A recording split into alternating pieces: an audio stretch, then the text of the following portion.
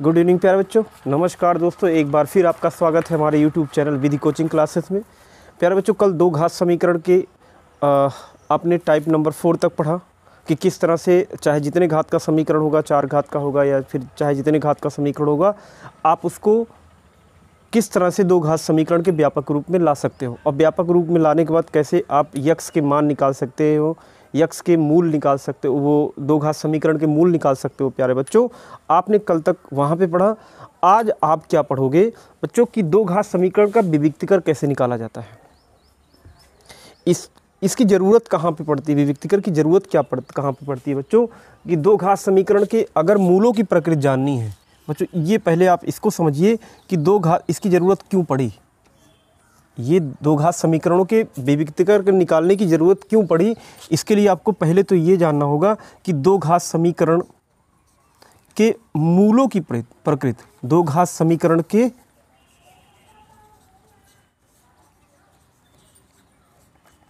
मूलों की प्रकृति बच्चों निकालना जब होता है, आपको मूलों की प्रकृति निकालना होता है प्यारे बच्चों, तब आपको विविक्तिकर निकालने की ज़रूरत पड़ती है। यानी आपको जब ये टॉपिक पढ़ना होगा बच्चों, ये टॉपिक पढ़ना होगा, इसको निकालने से, इसको जानने से पहले बच्चों, मूलों की प्रकृति निकालने से पहले आपको दो घात समीकरण के व्यापक विविक्तिकर निकालना आपको आना चाहिए। ठीक है बच्चों। अब विविक्तिकर क्या होता है, आप कह सकते हो कि विविक्तिकर वह होता है दो घात समीकरण का जिससे आप दो घात समीकरण के मूलों की प्रकृति निकाल सकते हो। प्यारे बच्चों, विविक्तिकर, अगर कोई कहता कि विविक्तिकर क्या होगा दो घात समीकरण का, तो आप ये कह सकते हो कि विविक्तिकर वह मान होता है दो घात समीकरण का जिससे आप उस दो घात समीकरण के मूलों की प्रकृति को बता सकते हो। कि अब प्रकृति का मतलब मैं आगे बताऊंगा आपको बच्चों, लेकिन सबसे पहले आप विविक्तिकर निकालना सीख जाओ कि विविक्तिकर निकलता कैसे है। प्यारे बच्चों, आप लोगों ने श्रीधराचार्य के सूत्र में पढ़ा था।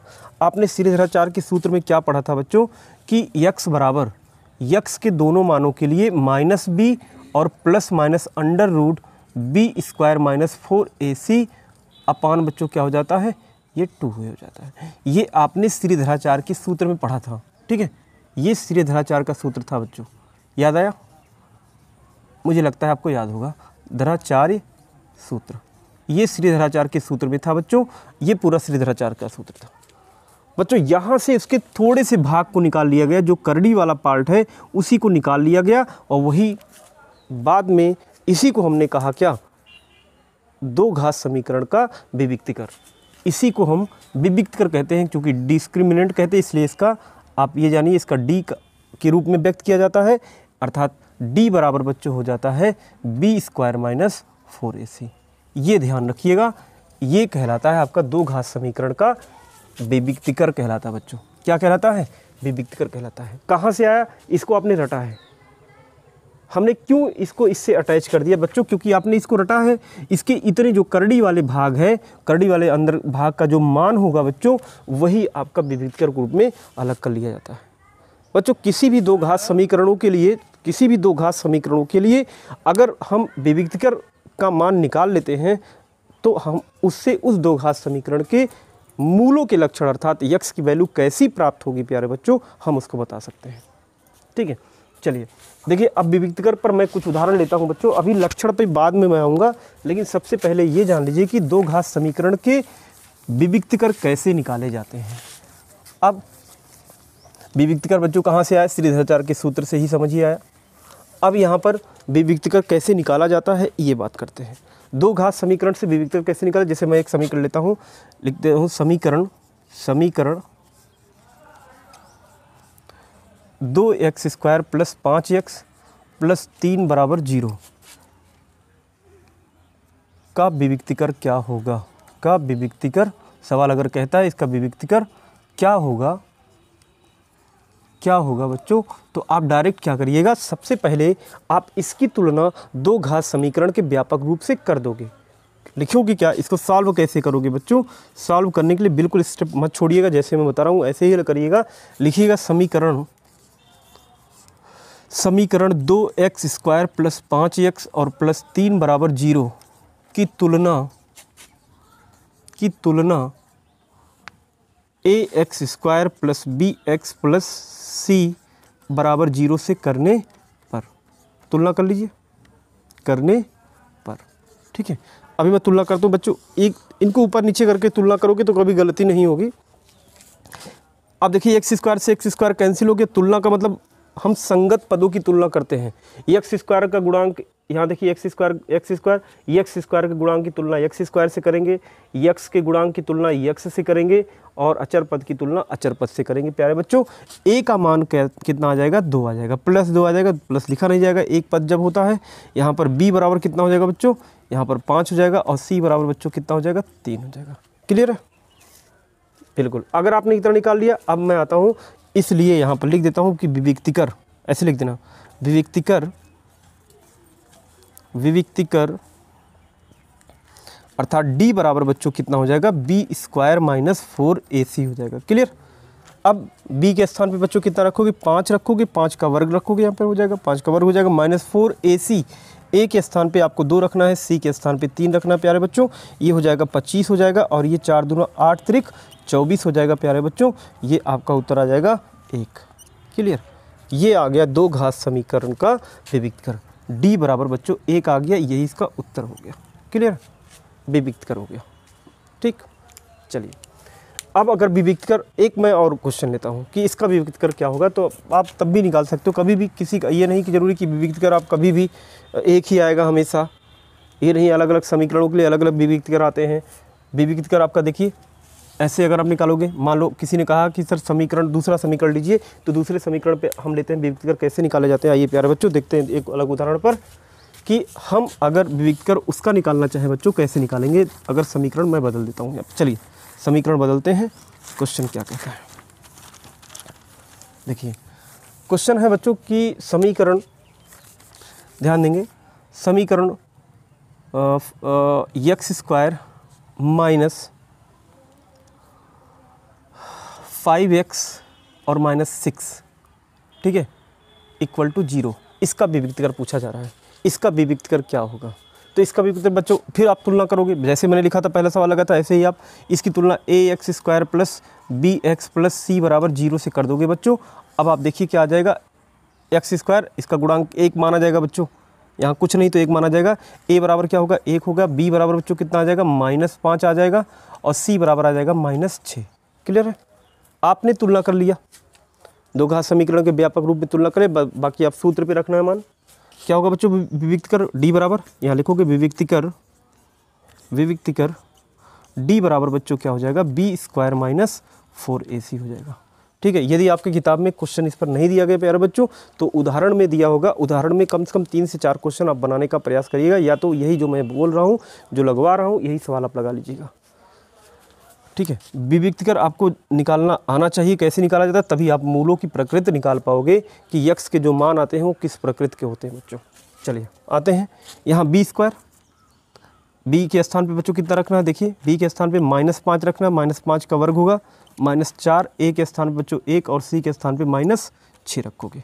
ठीक है, ये हो जाएगा 25 हो जाएगा, क्योंकि माइनस का वर्ग करोगे बच्चों प्लस हो जाएगा, 5 25 हो जाएगा, -4 1 के 4 हो जाएगा, और ये देखिए माइनस माइनस बच्चों हो जाएगा प्लस, और ये हो जाएगा 4 छक 24 हो जाएगा बच्चों। अब आप देख सकते हैं ये मान कितना आ जाएगा, 4 छक ये 24, ये प्लस है, ये भी प्लस है, जुड़ जाएगा, कितना आ जाएगा बच्चों 49 आ जाएगा। क्लियर है, ये इस तरह से। अब आप यहाँ पर समझ गए होंगे किस तरह से समीकरणों के विविक्तकर निकाले जाते हैं। प्यारे बच्चों, जब आपको विविक्तकर निकालना आ जाता है, तब आप आसानी के साथ दो घात समीकरण के मूलों की प्रकृति बता सकते हो। चलिए आइए देखते हैं हम कि कैसे विविक्तकर निकालने के बाद हम मूलों की प्रकृति, दो घात समीकरण के मूलों की प्रकृति को बताते हैं। देखिए बच्चों, मूलों की प्रकृति का मतलब पहले जानो क्या होता है। ये मूलों की प्रकृति का मतलब क्या होता है बच्चों, ये जानिए, क्योंकि आप अगर ऐसे ही रटोगे तो शायद बहुत दिनों तक आपके दिमाग पर ये मूलों की प्रकृति नहीं आएगा, आप भूल जाओगे कि मूलों की प्रकृति होता क्या है। जब आप विविक्तकर निकालना सीख जाते हो प्यारे बच्चों, तो मूलों की प्रकृति भी आप आसानी के साथ कैसे बताओगे। लेकिन सबसे पहले जानिए कि मूलों की प्रकृति मतलब क्या होता है, nature of root quadratic equation के। ठीक है, अब यहाँ पर अगर मैं बात करूँ कि मूलों की प्रकृति, दो घात समीकरण के मूलों की प्रकृति, दो घात समीकरण के मूलों की प्रकृति, ठीक है, प्रकृति कह सकते हो nature of roots of quadratic equation, ठीक है, क्वाड्रेटिक इक्वेशन, ठीक है बच्चों, ये ध्यान रखिएगा कि मूलों की प्रकृति कैसे निकाली जाती है दो घात समीकरणों को। ये इसके लिए बच्चों केवल और केवल ये ध्यान रखना आपको है कि पहले तो ये जानो कि प्रकृति क्या होती है या मूलों की प्रकृति का मतलब क्या होता है। प्यारे बच्चों, बार बार मैं प्रकृति बोल रहा हूँ तो आपको जान लेना चाहिए कि मूलों की प्रकृति होता क्या है। तो मैं बता दूं मूलों की प्रकृति का मतलब, जैसे बच्चों आप हल करते हो, मैं एक समीकरण लेता हूँ उसके माध्यम से समझाता हूँ कि जैसे मैंने x² - 5x लिया और +6 कर दिया। अब इसके मैं मूल निकाल रहा हूँ, रूट्स निकाल रहा हूँ बच्चों। कैसे निकलेंगे? इसका गुणनखंड करोगे बच्चों, x - 2 एक ब्रैकेट में आएगा, दूसरे में हल करोगे x - 3 आएगा, ये बराबर 0 हो जाएगा। अब कहने का मतलब x - 2 बराबर 0, एक तुलना करोगे x बराबर 1 2 आ गया प्यारे बच्चों, और x - 3 बराबर जो इसकी भी तुलना 0 से करोगे तो 0, x बराबर बच्चों कितना आ जाएगा 3। आप देख सकते दो मूल प्राप्त हो गए, दो मूल प्राप्त हो गए। अब सुनिए मूलों की प्रकृति का मतलब क्या होता है। मूलों की प्रकृति का मतलब बच्चों आप बताइए जरा सा, आपने कक्षा 9 में भी 10 में भी पढ़ा है कि संख्याएं जो होती हैं बच्चों वो दो प्रकार की होती हैं। अगर आपने दार्शनिक प्रणाली पढ़ी है बच्चों तो दार्शनिक प्रणाली में संख्याएं जो होती है वो दो प्रकार की होती है। वो आपकी होती हैं बच्चों वास्तविक संख्या और काल्पनिक संख्या, वास्तविक संख्या और काल्पनिक संख्या, ठीक है। थोड़ा सा मैं चर्चा कर देता हूं बच्चों कि संख्याएं दो प्रकार की होती हैं, संख्याएं दो प्रकार की होती हैं।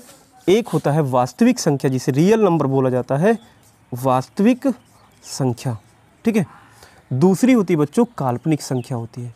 दूसरी क्या होती है? काल्पनिक संख्या। काल्पनिक संख्या का मतलब होता है जिसे संख्या रेखा पर हम निरूपित नहीं कर पाते हैं बच्चों, वो केवल और केवल एक काल्पनिक संख्याओं के रूप में मानी जाती है, ठीक है।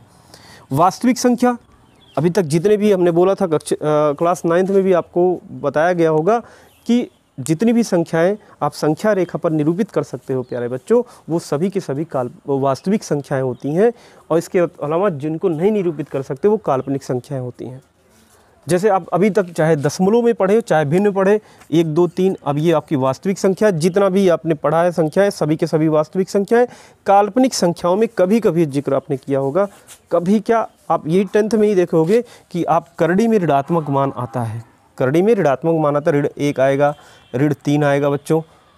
मतलब अगर करड़ी में वर्गमूल के निशान में अगर ऋणात्मक मान आ जाता है, कोई संख्या कोई भी वास्तविक संख्या आ जाती है तो वो सभी के सभी काल्पनिक संख्याएं हो जाती हैं बच्चों। चाहे वो करड़ी ये ऋण 4 हो जाए, ठीक है, करड़ी ऋण 5 हो जाए, ये सब के सब कौन सी संख्याएं कहलाती है बच्चों? कौन सी संख्याएं कहलाती हैं?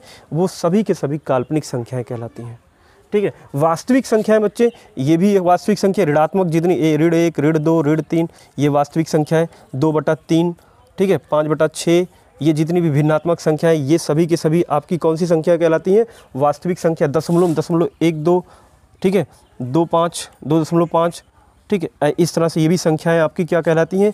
ये भी सब संख्याएं कहलाती हैं आपकी वास्तविक संख्याएं कहलाती हैं बच्चों। और वास्तविक संख्याओं में भी, क्योंकि मूलों का लक्षण अगर आप जानना है, मूलों की प्रकृति अगर जाननी है बच्चों, मूलों का लक्षण भी इसको लिख सकते हो आप, मूलों की प्रकृति या लक्षण जानना है बच्चों तो आपको ये बातें स्पष्ट कर लेनी पड़ेगी। वास्तविक संख्याएं, वास्तविक संख्याएं। अब आप बता दो जरा सा, ये जो मूल आपको प्राप्त हुए हैं बच्चों वो वास्तविक प्राप्त हुए कि काल्पनिक? बताओ, ये जो मूल आपने इस दो घात समीकरण का निकाला है, आप बताओ ये वास्तविक है कि काल्पनिक? 1 2 आया और 1 3 आया, क्या होगा? वास्तविक होगा कि काल्पनिक? तो आपका जवाब होगा कि सर ये जो है वास्तविक है, क्योंकि 2 और 3 एक वास्तविक संख्या है। बस बहुत ज़्यादा डीपली नहीं जाना बच्चों कि आप प्रमेय पढ़ो, आप जो है क्या नाम है अभाज्य पढ़ो, भाज्य पढ़ो, ये सब कुछ नहीं। आप पहले तो ये बता दो, इसको देखो, इनके दोनों मूलों को देखो और यहाँ पर देखो और यहाँ पे देखो। आप बताइए ये मूल क्या हैं, वास्तविक हैं कि काल्पनिक है? बिल्कुल आप बता सकते हो कि ये वास्तविक संख्या है प्यारे बच्चों। अब इसी में वास्तविक संख्याओं में दो बातें और एक जान लो कि एक वास्तविक संख्याएं बच्चों दो प्रकार की होती हैं, एक परमेय होती है, दूसरा क्या होती है? अपरमेय होती है। परमेय होती है, परमेय संख्या होती है, और क्या होती है दूसरी, अपरमेय संख्या होती है। ठीक है, अपरमेय संख्या होती है। इसको बेटा जान लो, बिल्कुल आपका ये कॉन्सेप्ट बिल्कुल क्लियर हो जाएगा, कभी कोई गलत कह ही नहीं सकता। आपका कोई भी क्वेश्चन का जवाब देना होगा आसानी समझा करके दे सकते हो बच्चों। कैसे, आप समझिए, अगर वास्तविक संख्याएं क्लियर हो गई, अब इसी के दो भाग होते हैं बच्चों, एक परमेय संख्या होता है, एक अपरमेय संख्या होता है। प्यारे बच्चों, परमेय संख्याएं वो संख्याएं होती हैं, मैं बहुत डीपली नहीं जाऊंगा बच्चों, डीपली गया तो कहीं ना कहीं बहुत ज़्यादा समय आपका लग जाएगा इसमें, तो आप इतना जानिए, अपरमेय संख्याएं यहाँ के लिए जो पढ़ने चल रहे बच्चों, अगर करड़ी में कोई मान दिया गया है, करड़ी में कोई मान दिया गया है बच्चों, तो ये संख्याएं आपकी क्या कहलाती हैं, अपरमेय होती हैं। कौन सी होती हैं, अपरमेय होती हैं। यहीं के लिए समझा रहा हूँ बच्चों आपको, और अगर इसको डिटेल समझना है बच्चों तो मेरे कंपटीशन पार्ट में आइएगा, वहाँ पर मैंने संख्या पद्धति को पढ़ाया बच्चों, इसको मैं डिटेल में पढ़ाया हूँ। आप एकदम पूरी तरह से इसको समझोगे, एक एक नस के बारे में समझोगे संख्या पद्धति में। लेकिन बच्चों यहाँ के लिए आपको केवल इतना जानना है कि अपरमेय संख्या किसे कहते हैं। तो अपरमेय संख्या बच्चों, जो करड़ियों में इस तरह लिखा हुआ मान मिलेगा वो अपरमेय संख्या, और इसके अलावा अगर करड़ी नहीं लगा है बच्चों तो वो सभी संख्याएं क्या कहलाएंगी, क्या कहलाएंगी, परमेय कहलाएंगी। लेकिन अब कहोगे सर क्या ये वास्तविक संख्याएं हैं बच्चों, आप बताइए जरा सा, जब वास्तविक संख्याओं के ही भाग में से है तो ये वास्तविक भी होगा और क्या कहलाएगा बच्चों, अपरमेय कहलाएगा। क्या कहलाएगा, वास्तविक कहलाएगा, और क्या कहलाएगा, अपरमेय कहलाएगा। अब आपके दिमाग में चल रहा होगा सर ये देखिए काल्पनिक देखिए और अपरमेय देखिए, लग रहा है एक जैसा, क्या एक जैसा लग रहा है, नहीं, क्योंकि इसके आगे ऋण लगा है। देख लो क्या इनके आगे ऋण लगा है, कहीं पर कहीं लगा है ऋण, अरे यहाँ ऋण लगा होता तो भी बच्चों बताओ ये आपकी अपरमेय संख्याओं में ही जाता, इसके अंदर नहीं लगना चाहिए। अब आप बताइए इन दोनों में अंतर क्लियर है, बिल्कुल आपकी धनात्मक संख्याएं करड़ी में है, तो कौन सी संख्या है, अपरमेय। और इसके बाद जो संख्या आपको यहाँ दिखाई पड़ रही है, अगर करड़ी में नहीं है तो कौन सी संख्या बोलोगे बच्चों, उनको परमेय संख्या बोलोगे। तो मूलों का लक्षण आपको अगर बताना है बच्चों, जो ये x के मान आते हैं उनके लक्षण बताने हैं, पहला तो आपको ये जवाब देना है कि मूल वास्तविक है कि नहीं वास्तविक है। लक्षण में बात कर रहा हूँ, वास्तविक है कि नहीं वास्तविक है, एक जवाब ये देना है। दूसरा जवाब ये देना है परमेय है, परमेय है या बच्चों क्या, अपरमेय, एक जवाब ये देना है, ठीक है। और इसके बाद समान असमान दिए जाते हैं। ये मूलों के लक्षण की बात होती है, ठीक है। और एक ये भी होता है कभी कभी मूलों के लक्षण जो काल्पनिक आ जाते हैं बच्चों, ये भी आपको जवाब देना होता है कि मूलों के लक्षण कैसे एक काल्पनिक, इतने बातों पर आपको जवाब देना है बच्चों। अगर ये चीज़ें जान गए आप तो आसानी के साथ आप किसी भी दो घात समीकरण के प्रकृति या मूलों के लक्षण को व्यक्त कर सकते हो प्यारे बच्चों। देखिए अब यहाँ पर पहले मैं इसी पे ही चलता हूँ। सबसे पहले बताइए इसके मूलों के लक्षण क्या है प्यारे बच्चों। देखिए 2 और 3 प्राप्त हुआ, आप बताओ वास्तविक है कि नहीं वास्तविक है, बिल्कुल वास्तविक है। अब दूसरा जवाब क्या देना है, परमेय है कि अपरमेय है। अब बताइए ये परमेय है कि अपरमेय है, देख के बोलिएगा। 2 और 3 क्या है, परमेय है कि अपरमेय है, बिल्कुल परमेय है। क्योंकि अपरमेय इसलिए नहीं है क्योंकि अगर करड़ी में आता तो अपरमेय होता, ठीक है। चलिए फिर इसके बाद आप बताइए दोनों के लक्षण क्या हैं, 2 1 3 है, आप बताइए समान है कि असमान है बच्चों। तो आपका जवाब होगा इसके मूलों का लक्षण अगर लिखना है, इसके मूलों का लक्षण लिखना है बच्चों, तो इतने जवाब देना है आपको। मूलों का लक्षण अगर आप इसका लिखना है तो प्यारे बच्चों आप आसानी के साथ दे सकते हो इसका जवाब। मूलों का लक्षण बच्चों क्या होगा, वास्तविक है, पहली बात क्या है, वास्तविक है। फिर क्या है, परमेय है, क्लियर। अब बताइए समान है कि असमान है, असमान है क्योंकि एक 2 आया है और एक 3 आया इसलिए असमान है, क्लियर। अब आपको बातें स्पष्ट हो गई होंगी। मैं दूसरा क्वेश्चन लेता हूँ, अगर ये बातें स्पष्ट हो गई तो मैं एक दूसरा क्वेश्चन लेता हूँ, फिर इस पर भी बताता हूँ कि कैसे मूलों के लक्षण लिखे जाएंगे। जैसे मैं एक उदाहरण और लेता हूँ प्यारे बच्चों, यहाँ पर लेता हूँ। चलिए मैं यहाँ पर लेता हूँ x² - 4x और -4 +4 = 0, क्लियर। अब आप देखिए इसको जब बच्चों हल करोगे, मैं तेज़ी के साथ इसका गुणनखंड कर देता हूँ। 2 दूना 4 होता है, यानी x - 2 1 आएगा, दूसरा भी बच्चों x - 2 आएगा, बराबर कितना आ जाएगा, 0 आ जाएगा। पहले की तुलना 0 से करोगे, x - 2 बराबर 0, तो x बराबर बच्चों कितना हो जाएगा, 2, क्लियर। एक मूल आ गया क्या, एक मूल x का 2 आ गया, ठीक है। x माइनस 2 बराबर बच्चों दूसरा 0, x बराबर बच्चों कितना हो जाएगा 2। आप बताइए दूसरा मूल क्या प्राप्त हुआ, 2 ही प्राप्त हुआ। देखिए यहाँ पर इसके x के दोनों मान 2 ही प्राप्त हो रहे हैं, ठीक है। अब आपसे पूछा जाए मूलों के लक्षण बताइए। अब अगर इसके मूलों के लक्षण की बात करी जाए, बताओ इसके मूलों के लक्षण बच्चों क्या होंगे। तो सबसे पहले आप देखिए जरा सा, क्या काल्पनिक है, नहीं काल्पनिक है। क्या है बच्चों, वास्तविक है, क्योंकि वास्तविक में जाइएगा तो मूलों का लक्षण क्या हो गया बच्चों, वास्तविक हो गया। क्लियर, बातें समझ में आ रही है। दूसरी बात, मूलों के लक्षण वास्तविक। आप बताइए परमेय है कि अपरमेय है। आपको बस एक ही चीज़ रटना है, अगर करड़ी में लगा है तो अपरमेय। क्या करड़ी लगे हैं इस पर, नहीं लगे हैं, तो क्या हो गया बच्चों, परमेय हो गया। क्लियर, मूलों के लक्षण परमेय हो गए। अब बात करते हैं कि तीसरी कंडीशन क्या, समान है कि असमान है। आप बताइए, आप देखिए दोनों के मूल क्या आ रहे हैं बच्चों, समान आ रहे हैं। ये हो गया मूलों का लक्षण हो गया। आप बताओ पहले समझ पाए कि नहीं समझ पाए कि यदि मूल समान है बच्चों तो आप देखिए इस समीकरण को हल करोगे, इसको हल करने के बाद यही गुणनखंड आएगा। इसको हल करने के बाद आप देखो x के 2 मान आ रहे हैं, दोनों x बराबर 2, x बराबर 2, दोनों मूल समान भी हैं, वास्तविक है और परमेय भी है। कभी ऐसा भी होगा कोई समीकरण बच्चों हल करोगे तो ऐसे आएंगे, x के 2 मान आएंगे, एक आ जाएगा √2 आ जाएगा, दूसरा आ जाएगा x बराबर 2 √2। आप केवल इतना बता दो इसके मूलों के लक्षण क्या होंगे। ऐसे कोई समीकरण ले लिया मैंने, ऐसे कोई समीकरण ले लिया तो इसके मूलों के लक्षण क्या होंगे बच्चों। आप बताइए, ये बताओ वास्तविक तो हैं, वास्तविक हैं कि नहीं है, वास्तविक है। क्लियर, वास्तविक है। क्लियर, आप बताओ परमेय है कि अपरमेय, बताओ। करड़ी लगे हैं ना, तो क्या हो गया बच्चों, अपरमेय हो गए। क्या हो गए, अपरिमेय हो गए। समान है कि असमान, तो असमान हो गए। बस यही लिखना आपको, ठीक है। इस पे मैं उदाहरण लेता हूँ बच्चों, और भी चीज़ें मैं मिटा देता हूँ। क्लियर, चलिए ये ध्यान रखिएगा, अगर ये आपको मालूम है तो आसानी के साथ मूलों के लक्षण को बता सकते हो।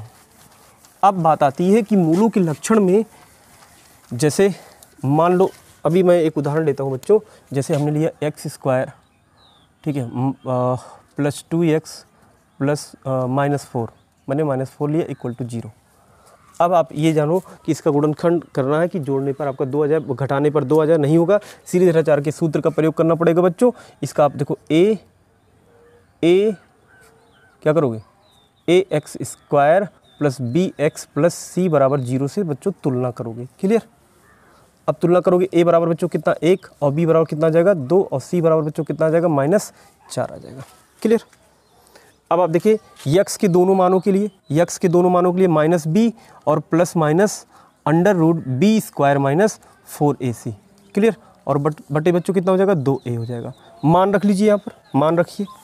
जब मान रखोगे बच्चों तो यहाँ पर -b यानी -2 हो जाएगा, प्लस माइनस √b², 2 का वर्ग होगा बच्चों, -4 गुणे a के स्थान पे 1 होगा और c के स्थान पे -4 हो जाएगा।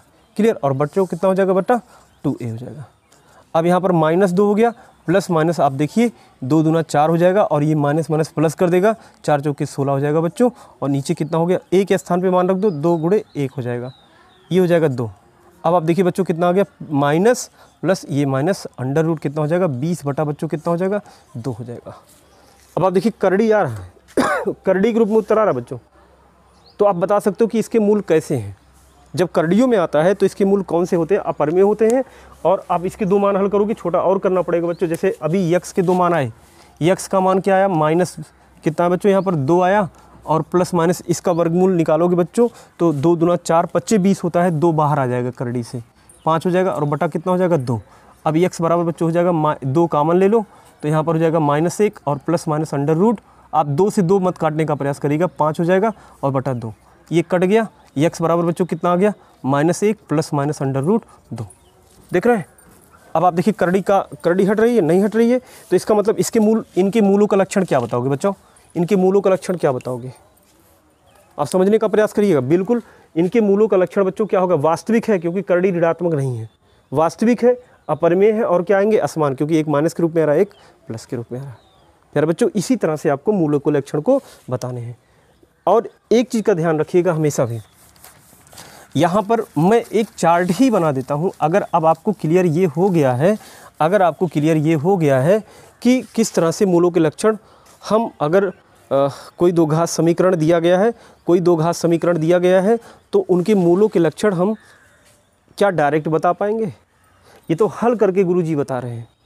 क्या कोई तरीका ऐसा भी होगा कि हम मूलों का लक्षण बिना हल करे बता दें? बिल्कुल बच्चों, ये तो केवल मैंने बताया मूलों के लक्षण कैसे बताने होते हैं। ये हमने बताया आपको मूलों के लक्षण कैसे बताने होंगे। बच्चों, आपको ये जानना चाहिए कि मूलों का लक्षण वास्तविक के रूप में बताना है, परमेय है या अपरमेय इसमें बताना है, काल्पनिक में बताना है। ये बातें अगर आपको आती है तो आपको सीधा एक ही चीज़ जानिए, आप क्या करोगे बच्चों कि इस पर तेज़ी के साथ सवाल का जवाब दे लोगे। यहाँ पर क्या है कि अब आप देखिए प्यारे बच्चों, आप लोगों ने मूलों का लक्षण समझ लिया कि मूलों का लक्षण, अभी तक मैं मूलों का लक्षण का मतलब बता रहा था कि मूलों का लक्षण आप से क्या समझते हो। तो मूलों का लक्षण मतलब क्या होता है, जो यक्स के मान आते हैं वो वास्तविक हैं कि नहीं है ये बताना है। दूसरा, परमेय है कि अपरमेय है। तीसरा, समान है कि असमान है। और आपको काल्पनिक भी मूल देखना है। कभी कभी ऐसा भी होगा आप हल करोगे प्यारे बच्चों तो इसका मान जो होगा ऋणात्मक आएगा। देखिए आपने इतने तरह से, देखिए मैं 3 तरह का बनाता हूँ। पहले एक दो घात समीकरण मान लीजिए, ए वाले में एक दो घात समीकरण कोई था, ठीक है, उसमें एक x बराबर 2 आया और x बराबर 3 आया, ठीक है। दूसरा मैंने लिया था x, एक समीकरण आप मान लीजिए x बराबर 2 आया, दूसरा भी x बराबर 2 आया, ये दूसरा दो घात समीकरण। तीसरा समझिएगा सी वाला, अगर x बराबर √2 आता है और x बराबर 3√2 कुछ भी ऐसे रूट करने के रूप में आता है तो आप जो है तीसरा समझिएगा। और चौथा बच्चों, चौथा समीकरण आपको इस रूप में मिलेगा कि यक्स का मान आपको ऋणात्मक में प्राप्त होगा, ऋण 2, या फिर आपका ऐसे प्राप्त होगा ऋण 2 प्राप्त होगा, या फिर यक्स बराबर -1 प्लस √2 -2 यहाँ पर प्राप्त होगा। यही चीज़ यहाँ पर भी कर लीजिए, -1 -√-2 बटा कितना बच्चों, ऐसे ही रख लो। मतलब यहाँ पर देखिए करड़ियों में मान ऋणात्मक आ रहा है, करड़ियों में मान ऋणात्मक। ऐसे दो घात समीकरण, ये ABCD दो घात समीकरण है, इनके दो दो मूल प्राप्त हुए। आप बताओ इसके मूलों के लक्षण बताइए क्या होगा। यहाँ पर 2 है, x बराबर 2 आया, x बराबर 3, तो बताइए वास्तविक है कि नहीं। पहला जवाब वास्तविक है, ठीक है। आप इतने जवाब देना, हल करने के बाद यही वास्तविक है। फिर क्या है, फिर क्या है, परमेय है, ठीक है, परमेय है। फिर क्या है, असमान है, इतना जवाब देना है। फिर देखिए यहाँ पर ये क्या है, वास्तविक है, वास्तविक है। फिर परमेय है, क्योंकि करड़ी में नहीं है तो परमेय है। फिर क्या है, दोनों बराबर हैं तो समान हो गया, समान हो गया। फिर यहाँ पे आ जाइए, वास्तविक है, क्योंकि करड़ी में लगा तो है लेकिन ऋणात्मक करड़ी नहीं लगी है, यहाँ देखिए वास्तविक हो गया। फिर क्या हो गया बच्चों, अपरमेय हो जाएगा, क्योंकि करड़ी में आया तो क्या कहलाएगा, अपरमेय हो जाएगा। और क्या हो जाएगा, असमान हो जाएगा, ठीक है, ये ध्यान रखिएगा। ये बच्चों क्या है, ये आपका काल्पनिक हो गया। डायरेक्ट इसका मान क्या आएगा, काल्पनिक, क्योंकि जैसे ही करड़ी में ऋणात्मक मान प्राप्त होंगे बच्चों वो काल्पनिक हो जाएगा। काल्पनिक है और असमान है, इतने ही जवाब दोगे, कुछ और जवाब देने, असमान, काल्पनिक और असमान देने, ठीक है। बस ये करना है आपको। अब बात आती है कि सर इतना आपने बड़ा बताया, कोई और तरीका ऐसा तो है, ऐसा है कि जो हम इतना बिना सॉल्व करे बताएं। यस बच्चों है, केवल मैंने यहाँ पर मूलों के लक्षण का मतलब बताया है, आप उसको ध्यान में रखिएगा। अब मैं जो बताने चल रहा हूँ बच्चों, बिना हल किए दो घात समीकरण के मूलों का लक्षण कैसे बताए जाएंगे। इसके लिए बच्चों केवल और केवल आपको विविक्त कर निकालना यदि आ गया, जो अभी इससे पहले मैंने पहला टॉपिक शुरू किया था, यदि आपको समीकरण के विविक्त कर निकालने आते हैं बच्चों तो आप उसी के साथ ही बता पाओगे कि दो घात समीकरण के मूलों के लक्षण क्या होंगे, वास्तविक होंगे, परमेय होंगे, असमान होंगे, कि वास्तविक होंगे, अपरमेय होंगे, असमान होंगे, क्या होंगे। ये चीज़ें अगर आप विविक्त कर निकाल लेते हो प्यारे बच्चों तो आप इसी से निकाल लोगे। आइए चलते हैं, हम बताते हैं कि क्या आप कितना बातें आप रटोगे, जिससे विविक्त कर निकालने के बाद आसानी के साथ बच्चों आप बता ले जाओगे कि उनके मूलों के लक्षण क्या होंगे। देखिए जैसे अगर बच्चों विविक्त कर आपने निकाला, अगर आपने निकाला कि b² - 4ac, देख रहे हैं आप लोग, b² - 4ac का मान बच्चों अगर 0 के बराबर आ गया, इसी को d बोला गया था, ये भी विविक्त कर है बच्चों। अगर 0 के बराबर आ गया, कंडीशन नंबर 1, यदि किसी दो घात समीकरण का विविक्तकर बच्चों 0 के बराबर आ गया तो समझ लेना कि इनके मूलों की जो प्रकृति होगी बच्चों, विविक्तकर यहाँ मैं लिख रहा हूँ, विविक्तकर एक तरफ लिख दे रहा हूँ, एक तरफ मूलों की प्रकृति लिख देता हूँ, मूलों की प्रकृति। बिल्कुल बच्चों आसान सा है एकदम। देखिए विविक्तकर अगर आपने निकाला और 0 आ गया विविक्तकर, तो मूलों की प्रकृति आप डायरेक्ट लिखिएगा बच्चों, क्या होंगे? वास्तविक होंगे, वास्तविक होंगे, परमेय होंगे और क्या होंगे बच्चों? समान होंगे। क्लियर? ये ध्यान रखिएगा। दूसरा कंडीशन, यदि b² - 4ac बड़ा है 0 से और वो पूर्ण वर्ग हो, क्या हो? पूर्ण वर्ग हो। इतना नोट करेंगे, पूर्ण वर्ग हो। अगर विविक्तकर जो हमको प्राप्त हो रहा है वो 0 से बड़ा हो और वो पूर्ण वर्ग संख्या हो, जैसे 1, 4, पूर्ण वर्ग का मतलब क्या? विविक्तकर अगर हमारा 1 आ गया, 4 आ गया, 9 आ गया, पूर्ण वर्ग मतलब यही है जिसका वर्गमूल आसानी से आप बिना कुछ सब के सब वर्गमूल से, पूर्ण वर्ग संख्या मतलब जिसका पूर्ण वर्ग बन जाए। जैसे 9 है, 9 का पूर्ण वर्ग, 9 किसका पूर्ण वर्ग बताइए? ये 3 का पूर्ण वर्ग है, तो पूर्ण वर्ग संख्या मतलब जिसका वर्गमूल निकल जाए। ठीक है बच्चों, अब यहाँ पर पूर्ण वर्ग का मतलब यही हो गया। अब अगर पूर्ण वर्ग विविक्तकर निकालो, पूर्ण वर्ग हो गया, तो वो संख्या क्या होगी? उसके मूलों के लक्षण क्या होंगे? मूलों की प्रकृति या लक्षण जो होंगे बच्चों, वास्तविक होगा, वास्तविक होगा, परमेय, क्या ये आपका क्या होगा? परमेय होगा। ठीक है, परमेय होगा पूर्ण वर्ग और असमान होगा। क्लियर? ये ध्यान रखिएगा। तीसरी बात, यदि b² यानी विविक्तकर है ये बच्चों, ये सब विविक्तकर हैं क्योंकि d से व्यक्त किया और d का मान किसके बराबर आता है? b² - 4ac। यदि b² - 4ac का मान 0 से ही बड़ा हो, देखो आप कहोगे सर दोनों सेम है, सेम तो है बच्चों, लेकिन यहाँ पर देखो, यहाँ पर सेम नहीं होगा, ये पूर्ण वर्ग संख्या नहीं होगी, पूर्ण वर्ग ना हो। क्या है कि पूर्ण वर्ग ना हो। अगर पूर्ण वर्ग नहीं है तो ऐसी स्थिति में उनके मूलों की प्रकृति बच्चों वास्तविक होगी ही होगी, वास्तविक होगी, वास्तविक संख्या तो होगी, वो मूलों की प्रकृति अपरमेय हो जाएगा। ठीक है, क्या हो जाएगा? करड़ी में आएगा। अपरमेय मतलब करड़ी में आएगा। और क्या हो जाएगा? असमान हो जाएगा। क्लियर? ये हो गया। चौथी बात जो आपको जान लेनी चाहिए कि यदि b² - 4ac is less than 0, प्यारे बच्चों, इज़ लेस देन 0 मतलब 0 से छोटा मान आ गया, तो समझ लेना इनके मूलों की जो प्रकृति होगी बच्चों वो काल्पनिक होगी, काल्पनिक होगी और असमान होगी। बस काल्पनिक लिखते, बिल्कुल सही है। तो बच्चों ये चार्ट आप याद रखिएगा। कल मैं इसको आपको इस पर सवाल बताऊंगा कि बिना हल किए मूलों की प्रकृति कैसे बताई जाएगी। मूलों की प्रकृति बच्चों बिना हल किए आप विविक्तकर एक ही तरीका होता है, उसी को अगर आप निकाल लोगे तो मूलों की प्रकृति प्यारे बच्चों आ जाएगी। आज के लिए बच्चों इतना ही। कल मैं आपसे मिलूँगा, तब तक के लिए नमस्कार, धन्यवाद।